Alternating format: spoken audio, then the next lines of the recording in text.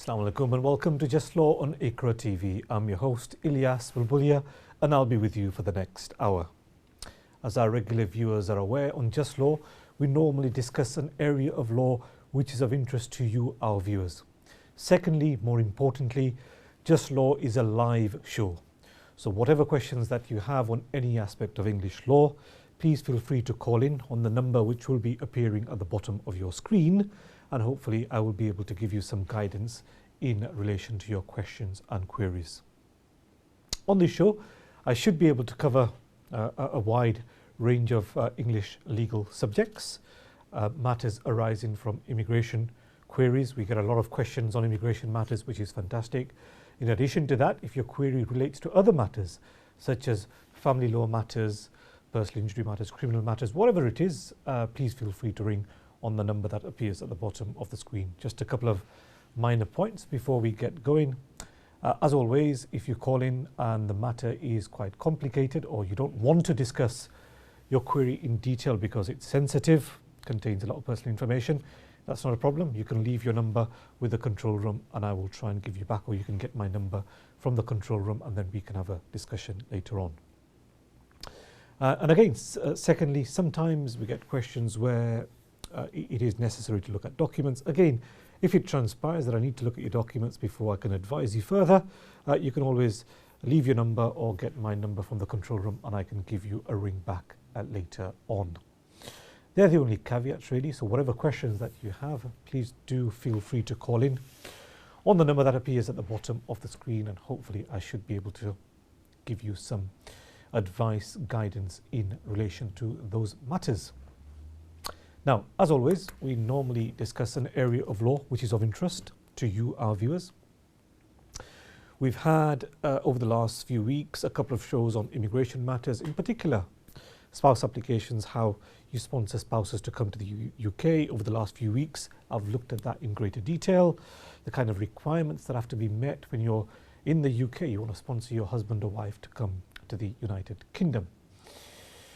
Now, if we go one step further and let's work on the basis that your husband or wife who you've sponsored from abroad, whether it's India, Pakistan, Bangladesh, wherever it is, they're now in the United Kingdom. And there will then come a time when whatever the length of the visa is that they've been granted, normally it's 2.5 years, that visa will come to an end. How do we extend that? That's what we want to look at today. But as always, primarily it's a show where you can call in. So we've got our first caller on the line. So let's go to our first caller and then return to this topic. Hello, assalamu alaikum. Walaikum salam. Ilyas bhai, how are you? You okay? Alhamdulillah, good. How are you? You okay? Yeah, alhamdulillah. Good, good. Ilyas bhai, I got one question. Okay. My uncle got Panama visa. Okay, all right. He live in India. Okay. Okay. Yeah, he want to come down in UK as well. Okay. So he can apply from Panama for Okay. UK visa? Okay. But he's in India at the moment, is he? Yes. And when is he thinking of traveling to Panama? In India to Mumbai to Panama. Okay. First. Okay. Then after Panama to come down here. All right. Okay. Someone told me if you go Panama visa, Hmm. you don't need UK visa. No, that's not correct.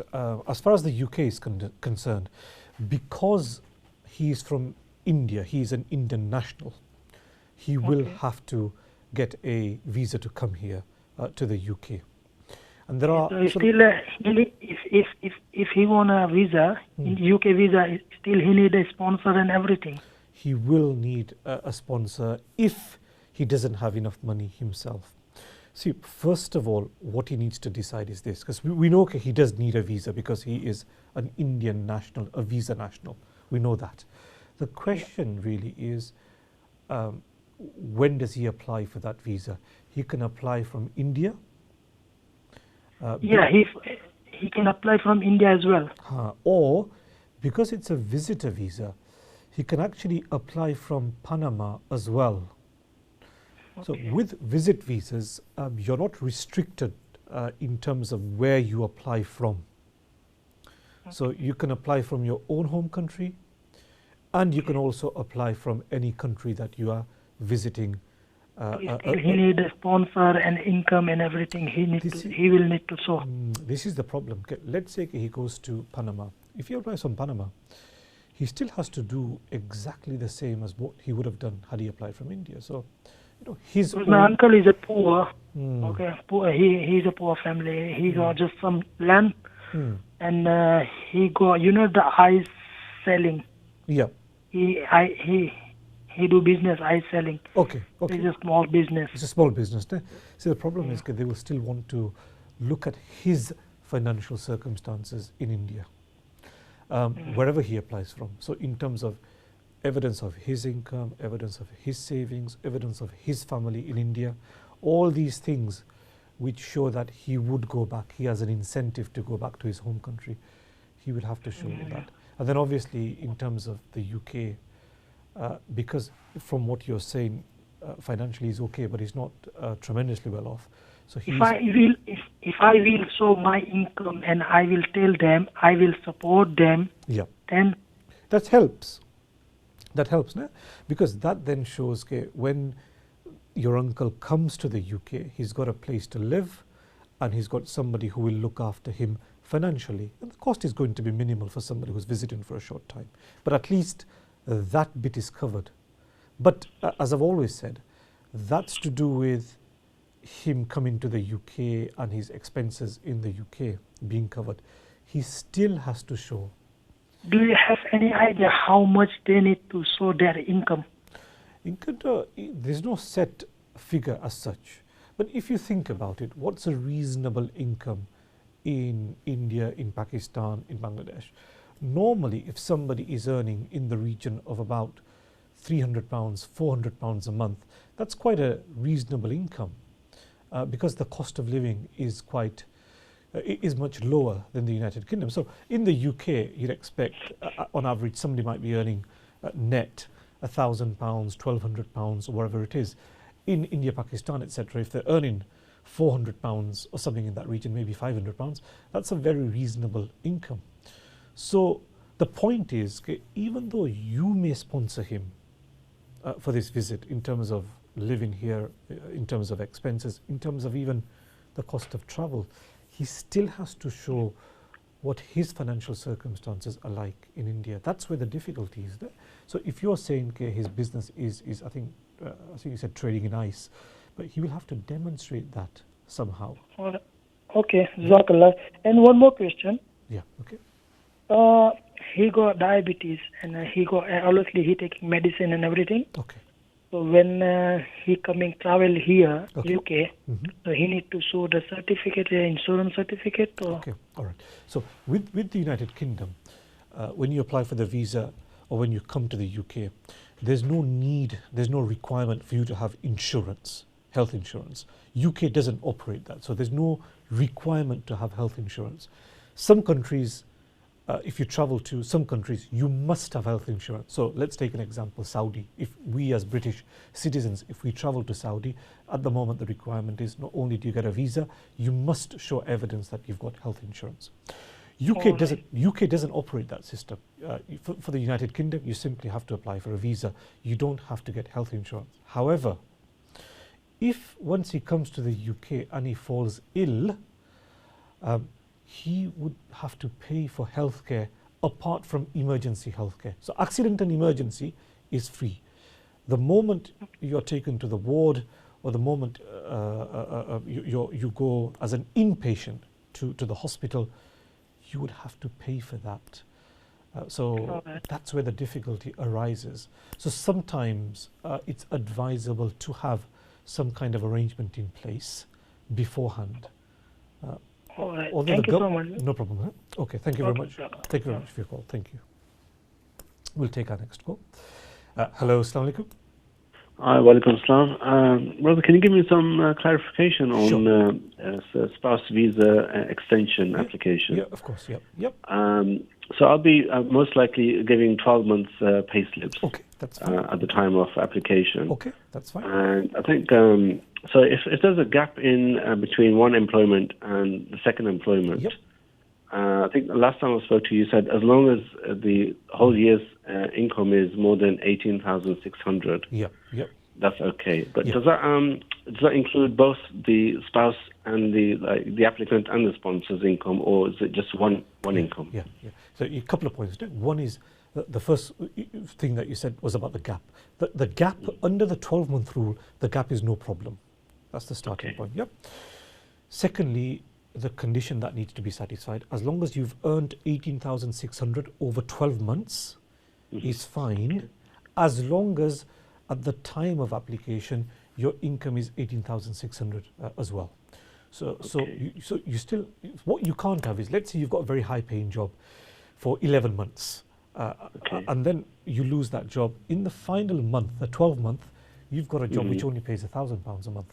So although in the whole year you've earned 18,600 because you had a fantastic job before, the problem is at the time of application in that current job you won't have 18,600. So it's got to be met in two ways. Add everything up over 12 months, first of all. Secondly, look at what you're earning in that particular job as well. So that's the second thing. Now the point you made is, does it include the applicant and the spouses? Yes, it does. It includes, so you can have the applicant's income, the spouse's income. But just a couple of points on that. One is, you have to use the 12-month period for both. So you look at 12 months for both. And secondly, let's say you're working and you're earning a reasonable amount of money. We can count your income. But if your wife is you can only count her income if she's working at the time of application. Otherwise, you won't be able to count her income. Okay. So you both have to be working at the time of application, and has to be roughly about 1,500 minimum. 1550 over the last month. Yeah. 50.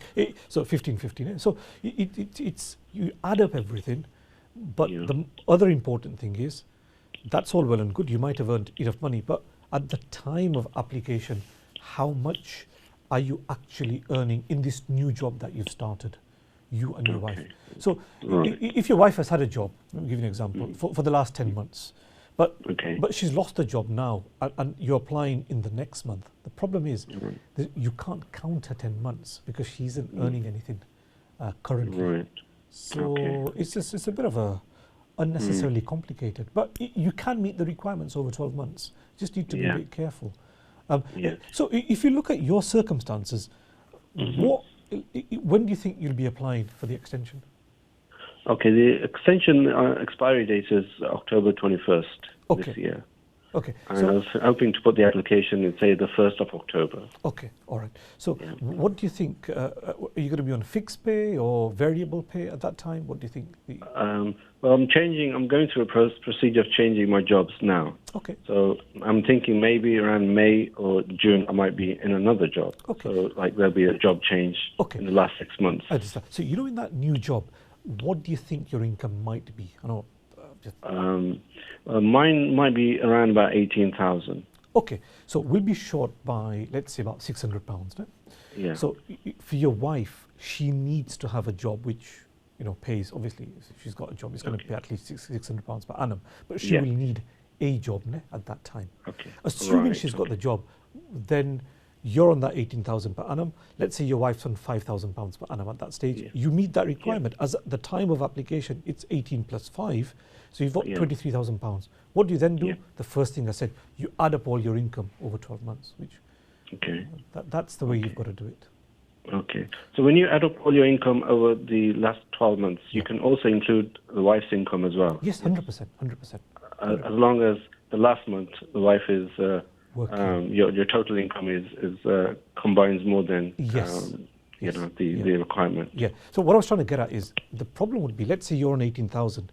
Your wife has worked previously, but as at the date of application, she's not working. So her income would count as zero. You wouldn't make it at that stage. Even though she's worked before and earned a lot of money, because at the date of application, she's not working. It's zero at that stage. So it's important. She's earning as well for you to be able to meet that shortfall. Does that make sense? Or? No, that makes absolute sense. Thank you so much for that. No problem. All right. Thank you. Thank you very much for your call. Thank you. Thank you. So just before we took those calls, we were looking at extension applications. And it sort of fits in with what the caller was saying as well. So we're working on the basis that the spouse, the husband, the wife, whoever it is from abroad, they've got their visa, they're in the United Kingdom. And now we're looking at once the visa expiry date approaches, in the same way that the previous caller was talking about the visa expiring in October. Once the visa expiry date approaches, what do you need to do for the visa to be successfully extended? So that's what we're really looking at today. I always say to clients that, look, a lot of documents that we need to submit, you don't really need to worry about, because they are documents that you're going to have in your possession anyway. So certain documents are straightforward, such as obviously you as the applicant, you'll need to submit your passport, you'll have your visa card, your sponsor in the UK, your husband or wife, will have their passport as well. Marriage certificate, something that you used previously to show that you're married, something that you used to come to the United Kingdom, you'll have your marriage certificate. If you've had children, you'll have birth certificates for the children, plus you'll have the passports, if their passports have been made as well. So certain key documents you're going to have anyway. So there's really nothing to worry about as far as those documents are concerned.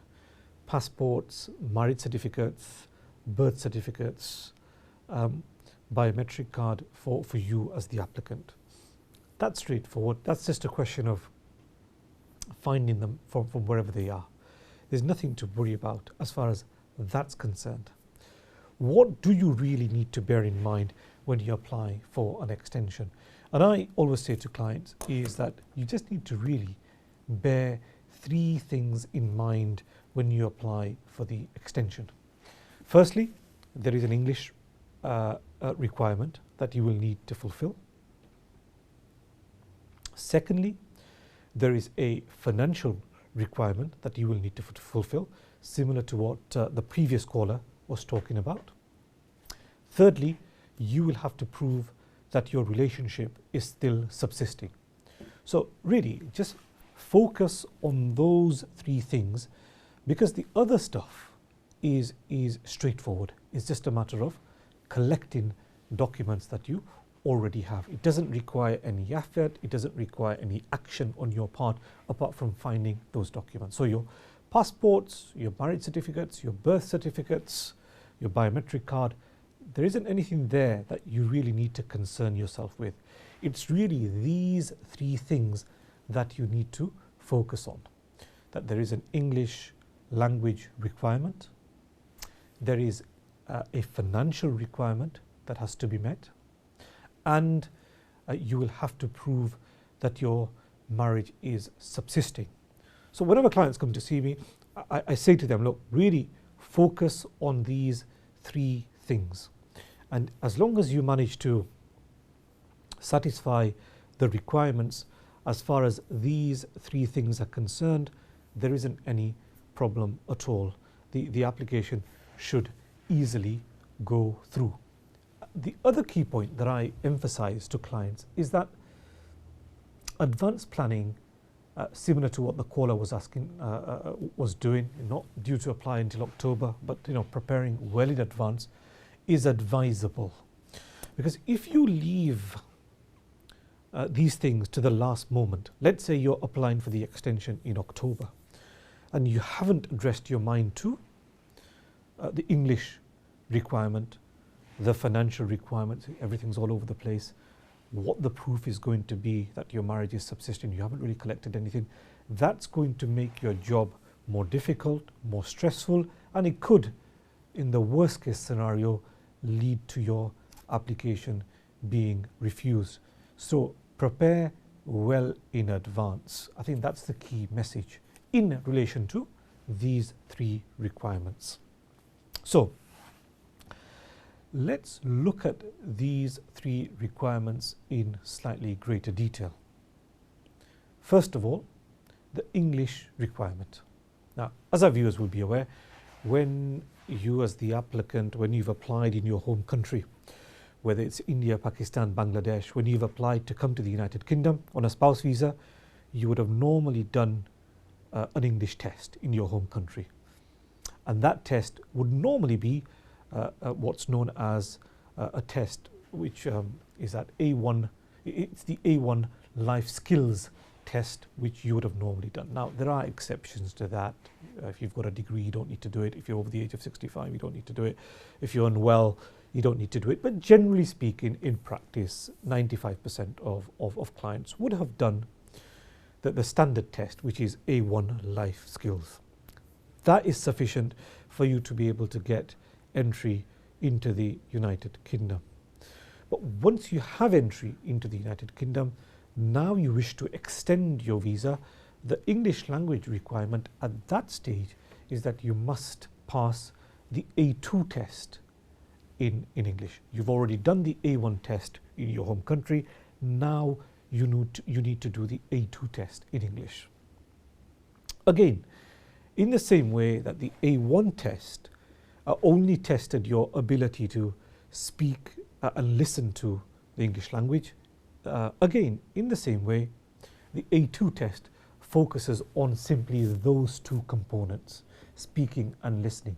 It doesn't it doesn't test reading and writing. So in one sense, it's a relatively easy test to pass because you've passed the A1 test already when you've come to the United Kingdom. You've lived in the UK for 2.5 years. Hopefully you've picked up enough of the English language to be able to pass the A2 test here in the United Kingdom. And it's only testing your ability to speak and listen to the English language. Now, it's a relatively easy process. Most of the in-country A2 tests are done by an organisation which is known as Trinity College London. It has test centres across the United Kingdom, and so what you would do is go online, Trinity College London website, you go online and you book your test on that website. You select the centre, you select A2 test, and normally it will say it's for further leave to remain, etc. So it's the A2 test and you select the centre and you do it. You should be able to get confirmation fairly quickly. If you were booking Monday today, if you were trying to book a test today, it's fine. You'd be able to book it within a couple of days. You'd get your certificate within a week or 10 days. So English language requirement is a requirement which needs to be fulfilled at the extension stage. Now, I've said before, you need to prepare in advance. If you feel that your English isn't at the required level for you to be able to pass the A2 test, if you're well prepared and you're looking at this many months before the expiry date of your visa, it gives you the opportunity to go on any courses to try and improve your English. So advanced preparation always helps. So that's one of the first key things that you need to do, is pass the A2 test in English. The other two things that we were talking about, the financial requirement that needs to be met, which is what the caller was talking about when the caller called in. Then the evidence about the relationship subsisting, how do you prove that?